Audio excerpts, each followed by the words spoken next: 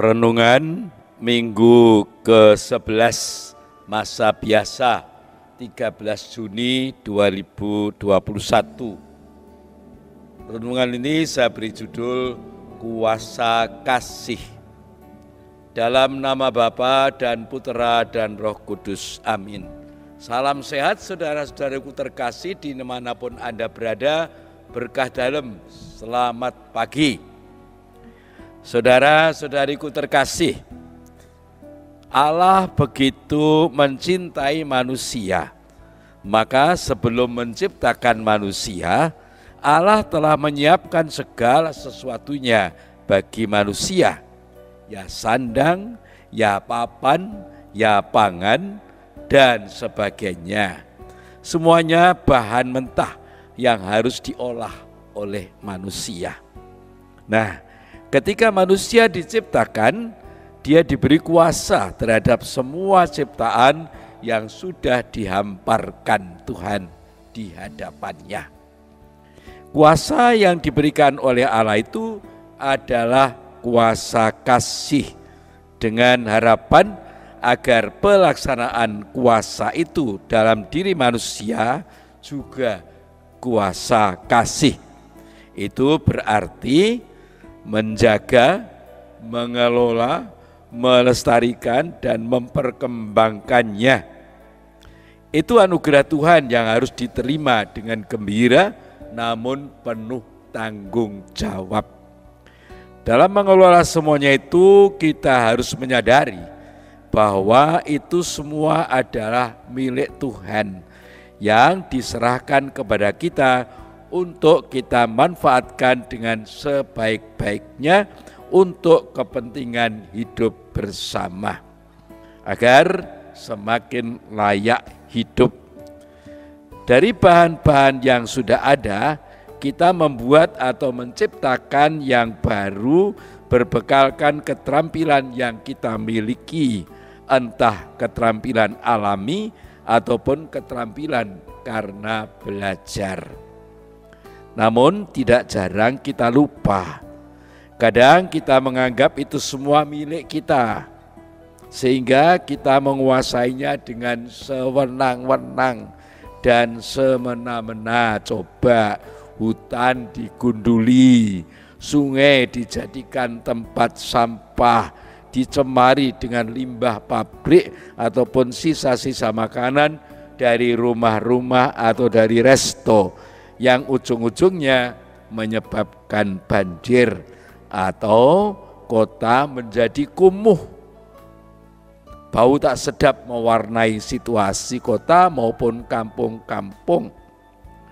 Belum lagi jalan-jalan yang mestinya dilewati kendaraan ringan dengan tonase ringan, toh kendaraan-kendaraan berat dengan tonase super berat melewatinya. Jalan yang rusak mestinya lekas diperbaiki, namun dibiarkan merana, sehingga untuk memperbaikinya harus mengeluarkan budget yang besar. Nah, saudara-saudariku terkasih, dari semua situasi itu kita bisa mengambil hikmahnya bahwa dalam berjalan menuju kesempurnaan hidup yang sering diistilahkan membangun langit baru dan bumi baru, kita harus terdorong oleh kemauan baik dan ketaatan kita akan Tuhan yang memberi kuasa kepada kita terhadap seluruh ciptaannya. Dan itu membuat langit dan bumi baru akan semakin terbentuk. Namun kadang terhambat oleh sikap kita yang salah, karena hanya ingin mengejar kepentingan dan keuntungan diri pribadi. Kadang kita sadar dan rendah hati, namun kadang kita kurang menyadarinya sehingga menjadi sombong. Dan dengan demikian langit dan bumi baru semakin ngalu-alu, aduh banget dan ora tekan-tekan. Dato menjadi utopia yang ngoyo-woro. Begitulah yang juga dialami oleh bangsa terpilih yang digambarkan oleh Yeskiel dalam bacaan pertama hari ini. Karena kesombongannya, dumeh dadi bangsa terpilih, dumeh sing mimpin Allah sendiri, lalu mereka melecehkan bangsa lain.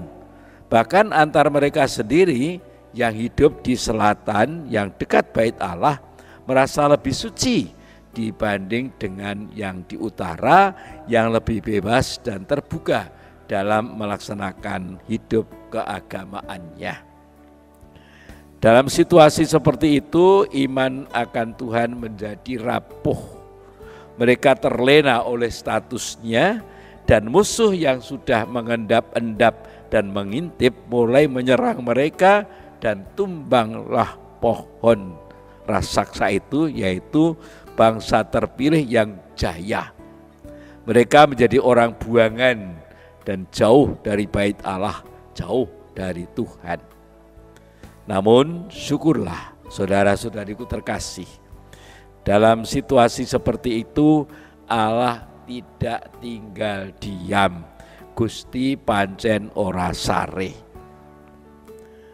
Melalui para nabi, Tuhan terus-menerus mengingatkan mereka. Dan hari ini Nabi Yeskiel mengucapkan sebuah nubuat penuh pengharapan. Dari pucuk pohon yang ditebang, Allah sendiri akan mengambil sebuah ranting dan akan menanamnya di tempat yang sesuai supaya tumbuh menjadi pohon aras yang hebat. Ini bacaan pertama.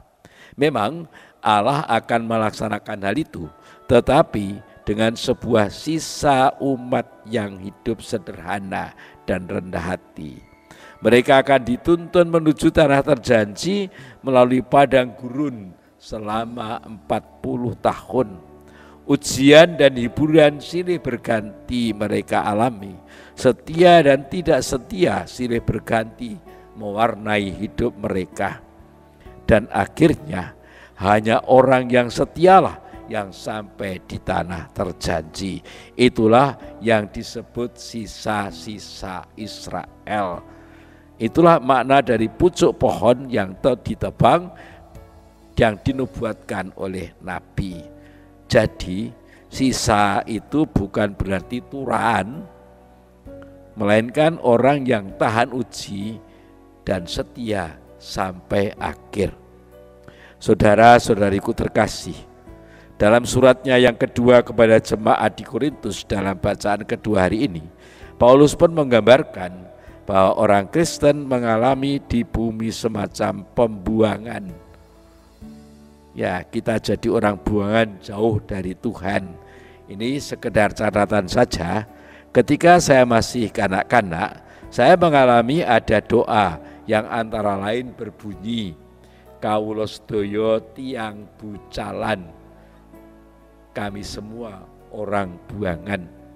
Jadi dunia ini dianggap sebagai tempat pembuangan, padahal dunia ini adalah tempat perjuangan.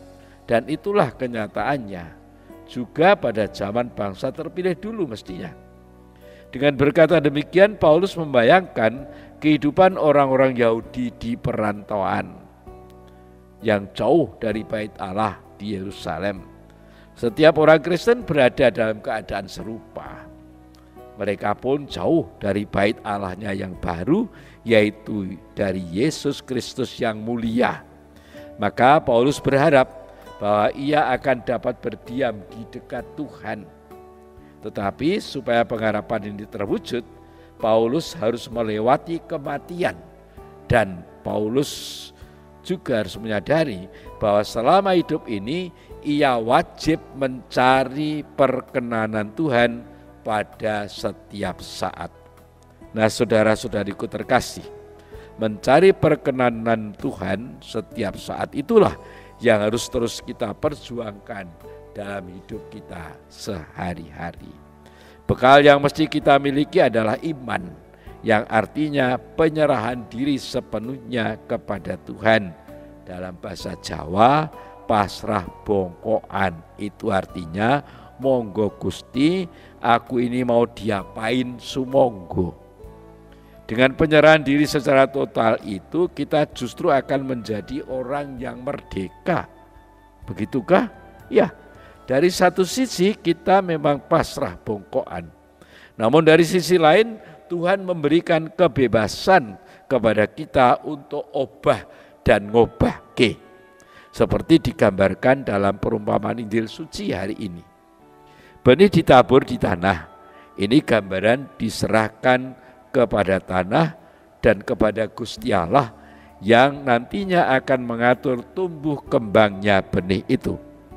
Namun dari sisi lain, petani harus dengan sabar menggarapnya, menyianginya, menyiraminya. Ini sikap manusia menanggapi kebaikan Tuhan.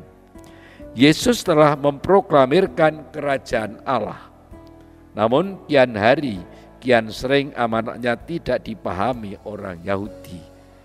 Mereka mengharapkan sesuatu yang sama sekali lain, yang ngedap-edapi, yang gegirisi dan menyilaukan bangsa-bangsa lain. Penyelamatan oleh Mesias menurut gambaran mereka bahwa Mesias adalah pahlawan pembebas bangsa yang gagah perkasa, dan bangsa terpilih tinggal diam berpangku tangan tanpa perjuangan, beres semuanya karena Allah lah yang menanganinya. Mereka ingin memanipulir, memanfaatkan Yesus demi kebesaran mereka.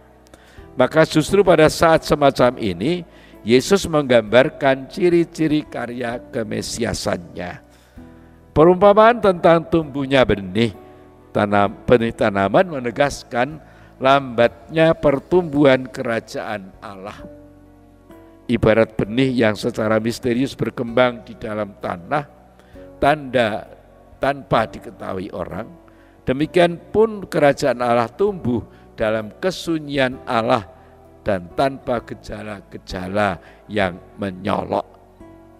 Perumpamaan biji sesawi menggambarkan betapa sederhanalah awal mula kerajaan Allah dan betapa menakjubkan perkembangannya di kemudian hari. Jangan sampai justru sebaliknya, hebat dan ngedap-edapi pada awalnya, pasang banner iklan super hebat, namun hanya bertahan sebentar, kemudian ambles tanpa sisa sedikit pun.